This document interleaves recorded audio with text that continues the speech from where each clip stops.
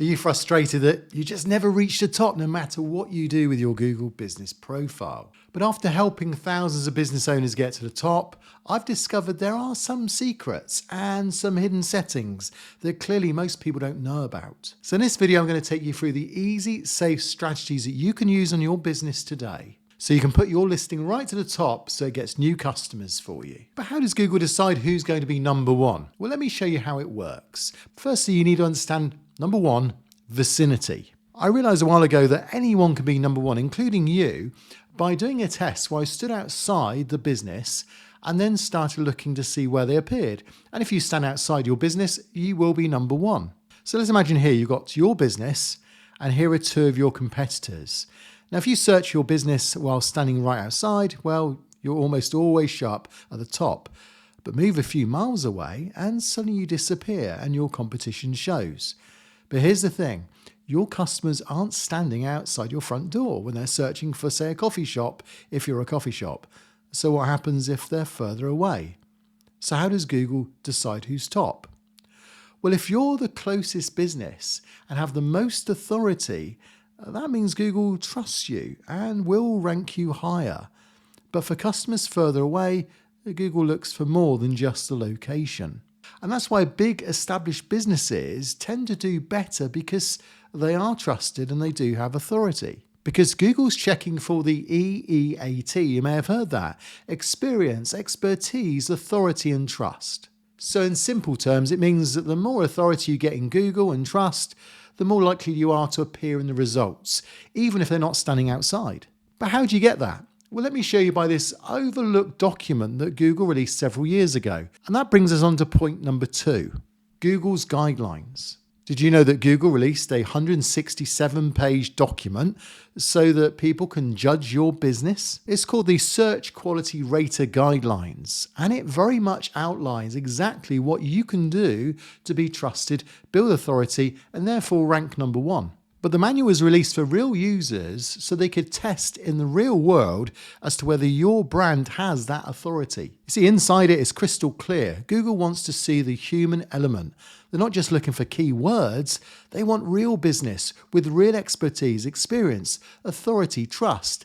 And that's why we get the EEAT. So what does that mean for you? Well, if you want to rank higher, you need to show real people, not search engines and bots, that you are the real deal, that you can be trusted, that your business has authenticity at the core of it. So next I'm going to show you how you can actually establish that type of authority by our point number 3, establishing authority. So what's Google given you so that you can show you're a real business with authority? Well, Google gives you a little feature that can show that you are established, and it was released a few years ago, and most business owners don't ever fill it in. So it's one you may have missed, and it's the opening date area. Why do Google want this? Well, because they want to know when you were established, because that in itself means it can justify the authority it gives you. Now, before you start just putting in an old date, bear in mind Google does have knowledge of what's been around on the web now for 20 or so years. So by filling in the blanks here, you're just giving Google a bit more to work with. So how do you get this? Well, what you need to do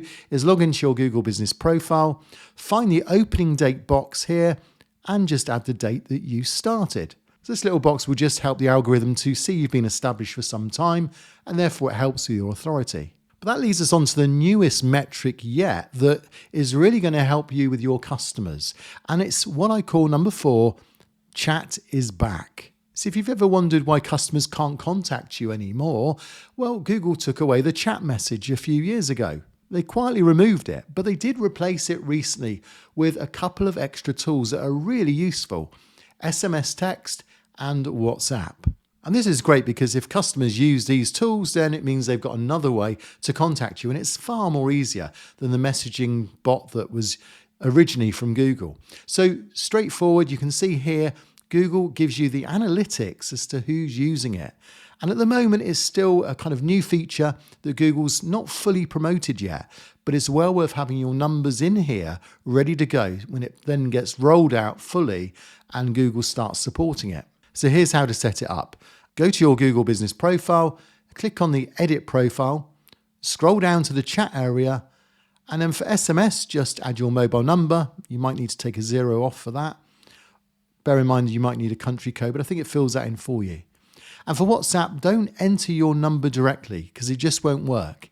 Instead, you need a special link. Now, the special link is an HTTPS // but you want WA.ME. So as I've described here, and then you put your number without the 0. So just replace it with your WhatsApp number after the WAME. This simple tweak means more customers can now reach you instantly, and you'll never miss any valuable inquiries again if they want to contact you this way. Next, I'm going to show you how you can secretly avoid being hijacked. Yes, it does go on. So point number 5, being hijacked. No one wants to be on hijacked transport, a hijacked bus, but ultimately, no one wants to have a hijacked business either. But what happens if hackers or even the competitors can get hold of your Google business profile? What happens if they go in and suggest that the pin can be moved from its current location, its real location, to miles and miles and miles away? Now, you might think they need to be a business owner to do this. Well, they don't. Now, Google is aware of this and they are trying to stop this. But last year, many businesses woke up to find that their cafe or their shop was in a different town. Now, imagine how that affected their rankings. So how can you protect yourself? Because that could be the difference between appearing number 1 and not appearing at all. Well, you simply log into your Google business profile, you go to your business location, and just there you check the red pin on the map. Just make sure, zoom up, make sure it's exactly where your business is. You need to get this right. And if it's not spot on, then fix it straight away. This simple check can really make sure you don't lose customers and don't lose rankings. Now, next I'm going to show you how you can get quicker results.